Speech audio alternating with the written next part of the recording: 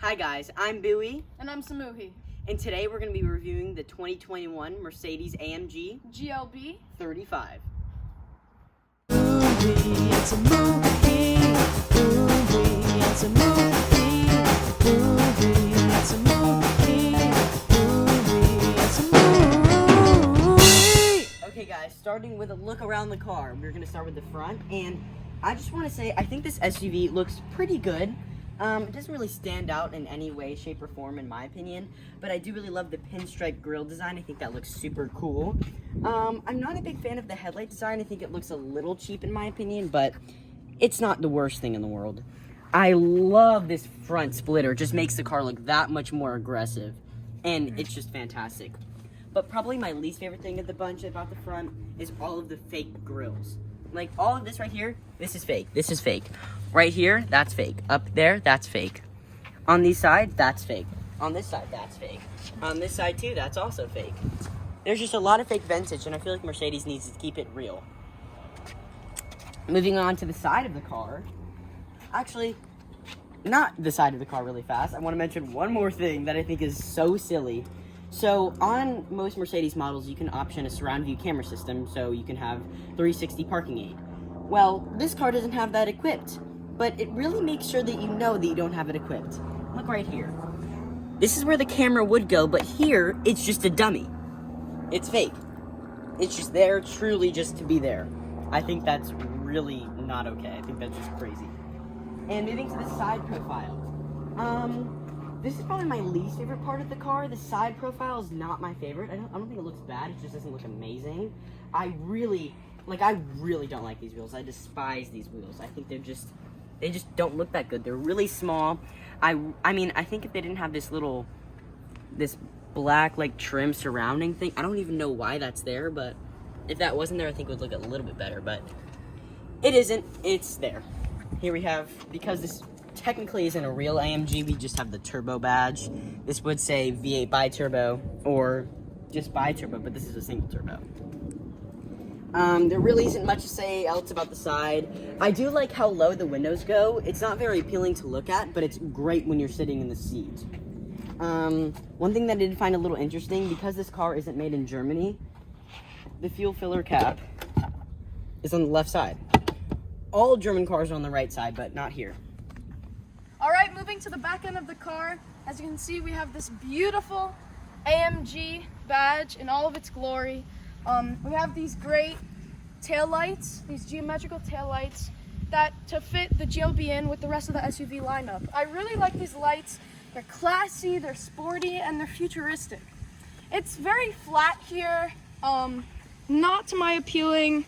The exhausts are very nice, very sporty, and the diffuser is really good, great for aerodynamics.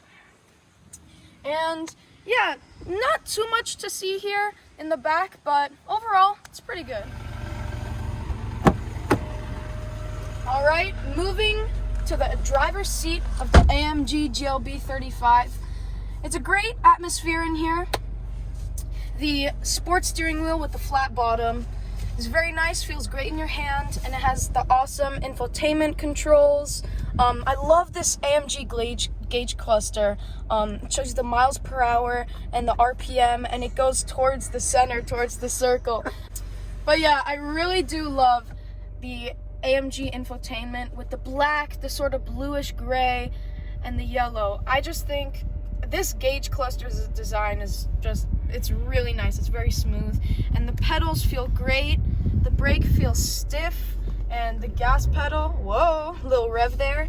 And yeah, the driver's seat is really nice in the AMG GLB 35. Okay guys, moving on to the back seat. I would love to mention this beautiful white design. I think it looks fantastic. It's white on black. I think it looks fantastic. The two colors perfectly complement each other.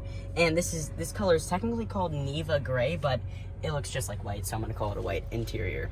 I love this small little sunroof. It's just so cute and so small, but it really adds a lot of light to this cabin, and it makes it feel a lot bigger than it really is. Speaking of size, this back seat is very spacious. Like I have the passenger seat in a seat where I would sit, and even if I move it all the way up, I still have perfect amount of room. And when I put it all the way back, I can just relax, and I can recline my seat too.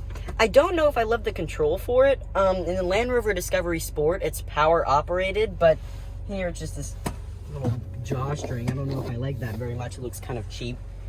And now we have to talk about the cheapness. It doesn't feel that great. Nothing in here feels fantastic, especially in the back seat. This is all just cheap plastic here, cheap plastic down here, cheap plastic down here, cheap. Yes, it is soft up here, but that's very minimal. Cheap, very cheap right there. And I can see the paint on the windowsill. That's unacceptable for a $55,000 car, in my opinion. I do like this armrest. I do like how Mercedes integrates them on each side so you can have one out but not the other. I don't know what this could really hold. It looks very gimmicky and flimsy, but we don't talk about that. I can also fold down the middle seat, and that brings us on to the trunk. Okay guys, moving on to the trunk of this car. Power tailgate, of course it comes standard as it should. It is very spacious back here. I am happily surprised, and this one doesn't have it, but you can even option a third row of seats in this tiny little SUV. I think it really is just, it's crazy, and I think that the packaging of this car is absolutely fantastic. I mean, you could fit like... You could fit two Will Buies in there. You could fit three. You could fit three of me back here. And I think that's just... I think that's great, honestly. And this is kind of basic, but it's a cargo cover. What do you want it to be? Incredibly special? No. It gets the job done. When I lift this thing up, not this thing, the floorboard, it comes with this little hook so I can lift it up and I can get all my tire repair information. I do think that it's a little crazy that this car doesn't have an actual spare tire. Mercedes would probably say, oh, it's because the AMG wheels are bigger. These are 19-inch wheels, buddy. I think you can fit a tire that small in here. But overall, I think it's great. One thing that I don't really like, probably my least favorite thing about the back of this, is that I can't fold the seats down from the trunk. I think that that's kind of a pain, and they should just integrate it. All right, guys, let's see what's under the hood of this baby. It's very hot. I'll just deal with it. Okay, sorry about that, guys. So, in this AMG GLB 35, we have an inline 4-cylinder single turbo engine that produces 302 horsepower and 295 pound-feet of torque with a dual clutch 8-speed transmission. Look, when we popped the hood up, I was like, man, where's the name of the guy who inspected it? Where's the handcrafted AMG specialness? Honestly, this looks like the A-Class. You know, nothing really special. I mean, I can appreciate the AMG detailing and the black and red, but it's really nothing too special. But this car does have a good kick, so let's go to Will for the startup and the rev.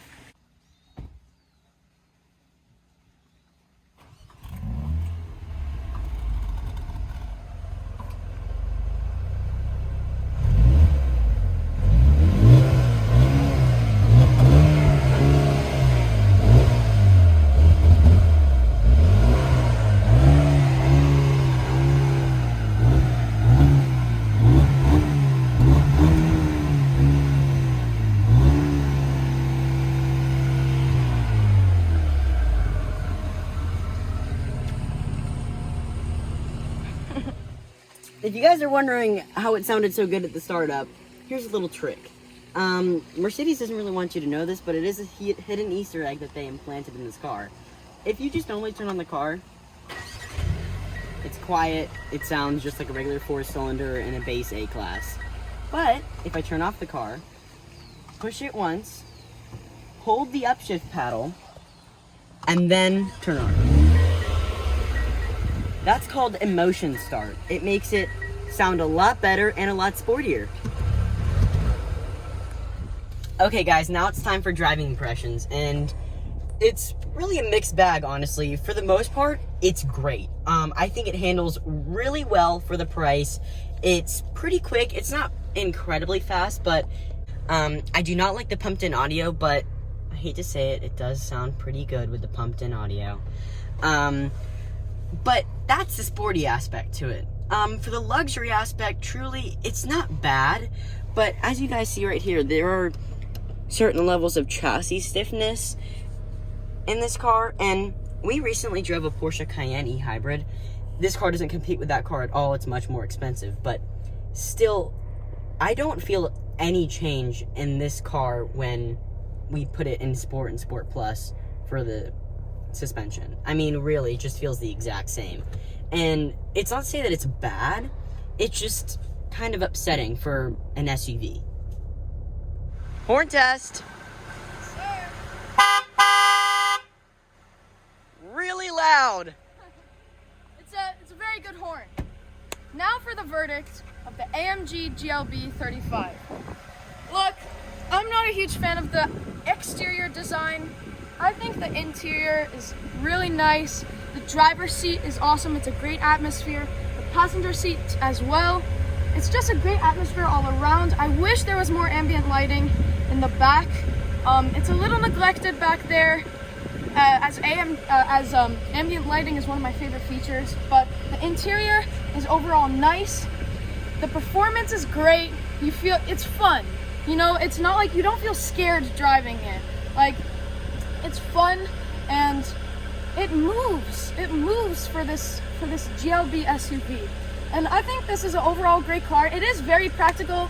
It is an SUV with the trunk space, with the family rooms, and you could get a third row seat. And I think like it's an all-around great vehicle. It's just I wouldn't buy it, but I think Lil would. Oh yes, sir. Movie, it's a movie.